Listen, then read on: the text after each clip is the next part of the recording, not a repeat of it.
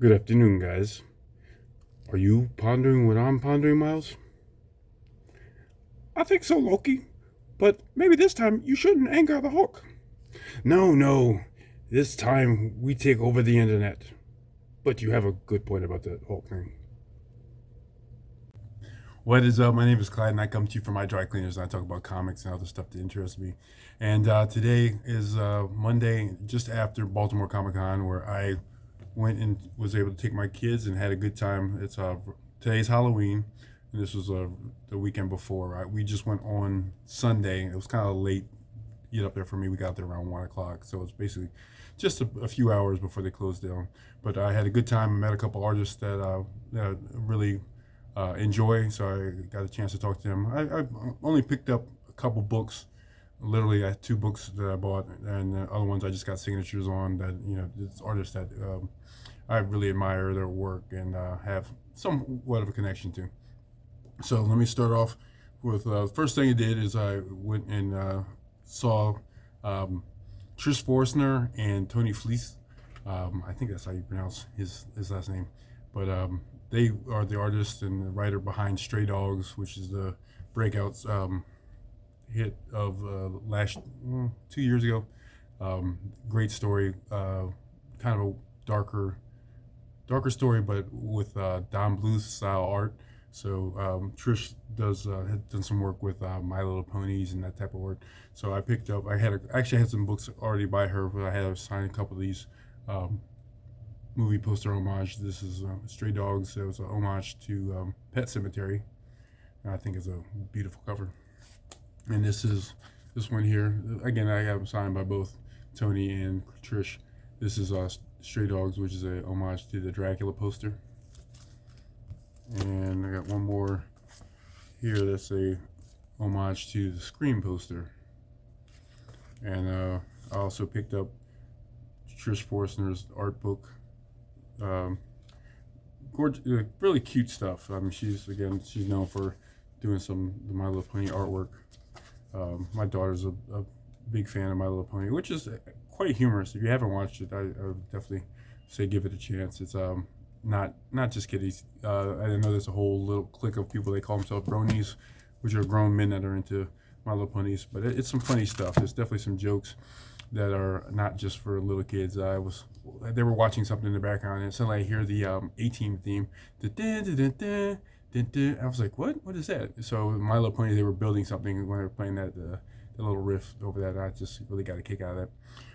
So nearby her was artist Jamal Eigel, the artist behind White and Black, the it's not Boom Studios, Black Mark Studios. Very very good stories. Black was a breakout hit. Unfortunately, it's very hard to, it's kind of tricky to sell on eBay because you put Black comic in the search engine, you're going to get bazillion things. Black Cat, Black Panther, whatever. It's really hard to. It's not very well search engine optimized, but it's a great story. I've shown a couple covers on here before. I got this is Jamal's signature, so I appreciate meeting him. Talk to him briefly. Then I went and saw Alan Davis. I brought my copy of Excalibur, which I bought back in the late '80s, and had him sign this here. So this is a book I've had for over 30 years, and very very clean art. I'm a really big fan of Alan Davis. I'm gonna somewhere around here. I'm gonna put pictures of the artists if I had a picture of them. I kind of got caught up in this thing and I didn't take too many pictures.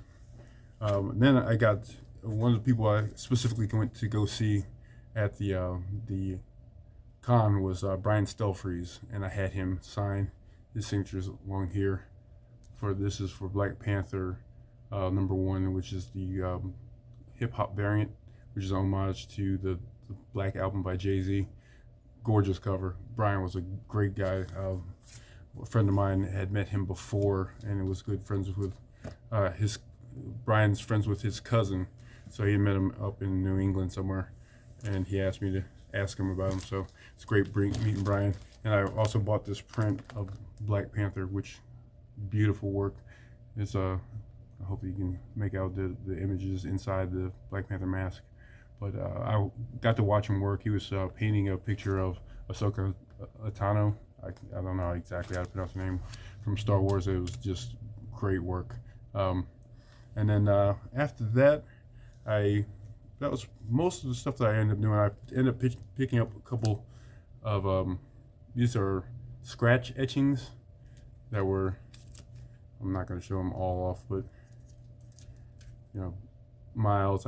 Maybe I'll somewhere up here. I'm going to put some pictures up because I took some better pictures of them together, so I don't have to hold them up, get the angles up. But these are etchings that the guy took. Fantastic work. I think it's Artness by Brian Jordan, I think his name is. But I'll post a picture of it here, and you can, if you're interested, look him up on Instagram. Great work. These guys, I think he's in Northern Virginia. So it's cool stuff. And and then he also did this. This is just a regular picture that he did. It's the Dark Knight, but Calvinized, I guess. So I'm a big fan of Calvin and Hobbes and the Dark Knight. So great mashup. And then lastly, there was the one other book that I was kind of picking up. My initial addiction to comics, I think, kind of started with this series. This is the series of Craven's Last Hunt, and this is just an absolutely beautiful Mike Zeck cover of. I know it's homaged a couple times. It's the Black Suit Spider-Man coming out of the grave. Great book. This is probably one of the best covers in that 6-part series, if not in the top 2. But it's a beautiful book, and it was fantastic to meet the artist and talk. Oh, and one last thing, I did also meet Frank Cho. So I talked to him for quite a while. Frank Cho grew up probably 5 miles from where I grew up. So I was talking to him about, I was telling him I was a fan of his since University of Maryland days, where he was an artist for the Diamondback, which is the school newspaper back in the early 90s. And that was the time I was there, and he was there also. And he was the artist that came in right after Jeff Kinney, who you know from Diary of a Wimpy Kid. And then after Frank left, he was followed by Aaron Magruder, who you know from Boondocks. So the boom, boom, boom. We just had some phenomenal artists that was coming through University of Maryland school newspaper at the time. So it was I always looked forward to picking up the Diamondback, and I really enjoyed it. But this is some of his pencil work. This is pencil and ink. And if you've never looked at Frank Cho's work, I highly suggest looking for him. I know he's got a page on Instagram and Facebook, and it's absolutely gorgeous work. Some of it is clothing optional, so I'm going to try to find a couple pictures that are safe for work. There's a werewolf by night, or werewolf picture. It's still a little grabbing, but his pictures are just absolutely gorgeous, and I'm just a big fan of his work. And his forms are not your ridiculous twiggy people. He does a good job making people look somewhat realistic.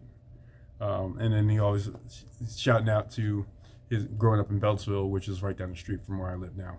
So, but that was it for the con for me. Again, I was there for a few hours with my kids. They picked up a couple T-shirts and those figures I showed in the beginning, and some other ones. Those are the ones I picked up personally. But they picked up some of the other ones from Demon Slayer and just some other characters that my daughter got an Elmo Lego figure. But let me remind everybody that we're getting closer on the 250 subscriber giveaway.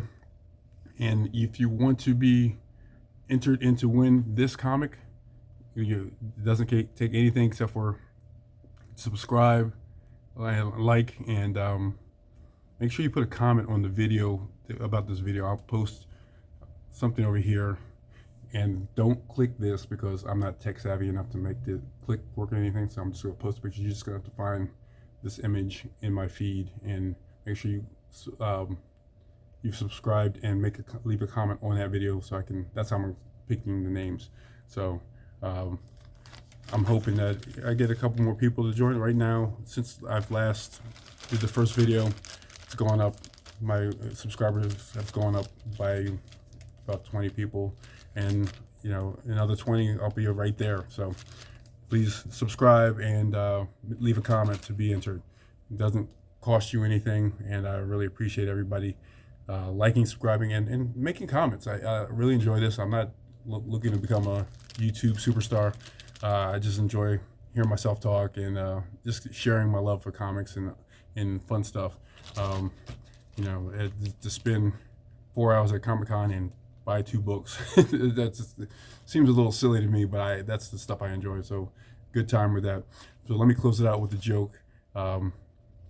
So I got a call I was sitting at work, and I got a call, and I pick up the phone, and it's my son, and my son's like, "Dad, you need to pick me up. I'm in the nurse's office."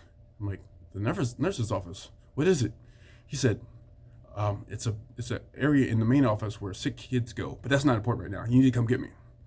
So I hope you appreciate that. I have to give a shout out to Airplane, and thanks for watching the video. Please like, subscribe, comment on the other video so I can get this slab to somebody. Appreciate you guys. Thanks. Have a great day. TTFN. Hey, wait, you're still here. I forgot to mention that I did cross paths with John Leguizamo at Baltimore Comic-Con. Unfortunately, I didn't take a picture of him. Just get caught up. And but I did want to. I had a drawing, and I'm posted right here, and try to recreate the picture of John Leguizamo. So, all right, go home. Bye.